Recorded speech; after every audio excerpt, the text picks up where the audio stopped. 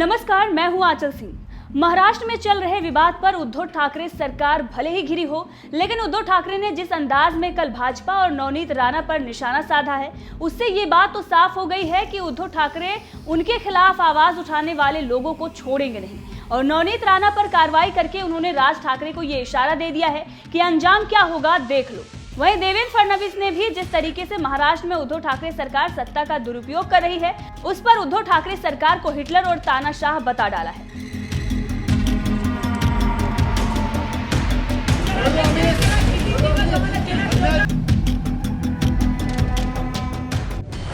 राणा दंपत्ति को जेल, राज ठाकरे को इशारा।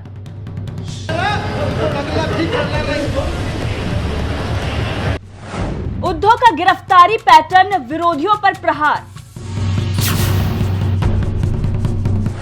क्या उद्धव ठाकरे हिटलर की तरह कर रहे हैं व्यवहार?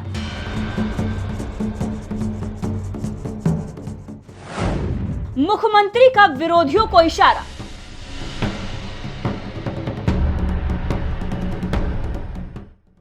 आपको याद होगा, भाजपा नेता नारायण राणे ने उद्धव पर टीका क्या किया, उन्हें उठाकर जेल पहुंचा दिया गया।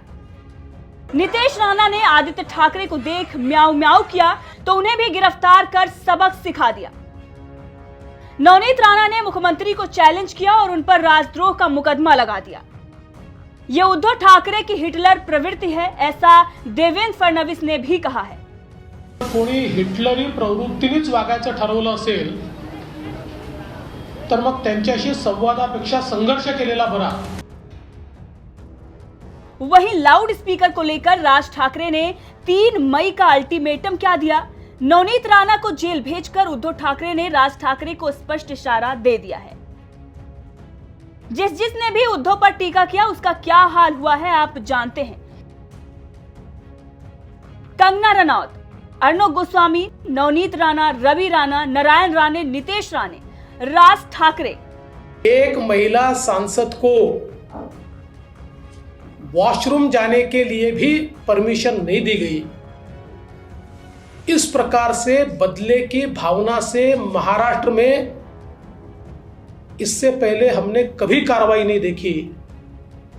हम तो महाराष्ट्र को पुरोगामी कहते हैं, लेकिन महाराष्ट्र में ऐसे अहंकारी लोग आज सत्ता में हैं कि जो अपने अहंकार के मद में लोकतंत्र को भूलकर, लोकतंत्र को पैरों तले दबाकर, लोकतंत्र को कुचलकर अपना राज चलाना चाहते हैं। मैं उनको चेतावनी देना चाहता हूं, हम संघर्ष करेंगे, हम डरते नहीं हैं। आप हमारे जान पर हमला करेंगे तब भी हम आपका भ्रष्टाचार बाहर निकालेंगे। और बहुत स्पष्ट रूप से मैं उनको कहना चाहता हूं कि आपके हमलों को वैसा ही जवाब देना हमको आता है।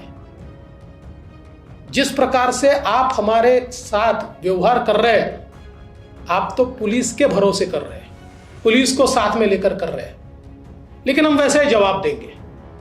हम लोकतंत्र में विश्वास रखते हैं, इसलिए हम चुप हैं। लेकिन अगर पुलिस भी सरकार के साथ मिलकर हमारे ऊपर हमला करेगी तो ये समझ लेना चाहिए कि केरल में और बंगाल में हमारे सैकड़ों लोग मार दिए, फिर भी हमारा आवाज कोई दबा नहीं पाया। हम चुप नहीं बैठे, हम संघर्ष करें। तो महाराष्ट्र है, छत्रपति शिवाजी महाराज की भूमि है और यहां हमारी ताकत भी उतनी है। इन सभी का हश्र आप देख सकते हैं। राज ठाकरे ने सिर्फ और सिर्फ ऐलान किया और उसके बाद उन पर भी मुकदमा दर्ज हो गया है। अब 3 मई को राज ठाकरे कुछ भी करते हैं तो उसके बाद उनके साथ क्या होगा ये भी देखना होगा। मुख्यमंत्री उद्धव की गिरफ्तारी पैटर्न की चर्चा पूरे महाराष्ट्र में हो रही है, तो वहीं भारी संख्या में पुलिस बल के मौजूद होने के बाद भी भाजपा नेता मोहित कंबोज और किरीट सोमैया पर हुए हमले से भी कई बड़े सवाल खड़े हो रहे हैं। अब सवाल यह है कि क्या सच में महाराष्ट्र में तानाशाही चल रही है? उद्धव ठाकरे हिटलर शाही चला रहे हैं, उनके खिलाफ उठने वाली आवाज को दबा देना चाहते हैं। आइए नजर डालते हैं कब कब उद्धव ठाकरे ने उनके खिलाफ उठी आवाज को दबा दी है। अर्णब गोस्वामी और कंगना रनावत ने जब सुशांत मामले में आवाज उठाई तो एक को जेल और दूसरे का घर टूटा। नारायण राणे और नितेश राणे ने अनिल देशमुख और नवाब मलिक के भ्रष्टाचार पर उद्धव को घेरा तो दोनों की गिरफ्तारी हुई। किरीट सोमैया और मोहित कंबोज ने हिंदुत्व पर सरकार को घेरने की कोशिश की तो शिवसेना ने उस पर अटैक किया। नवनीत राणा और उनके पति को हनुमान चालीसा पढ़ने पर राजद्रोह का मुकदमा लगाकर जेल भेज दिया गया। अब अगर राज ठाकरे ने 3 मई को महाआरती पर उद्धव को घेरने की कोशिश की तो फिर उनके साथ भी वही होगा जो बाकियों के साथ हुआ है।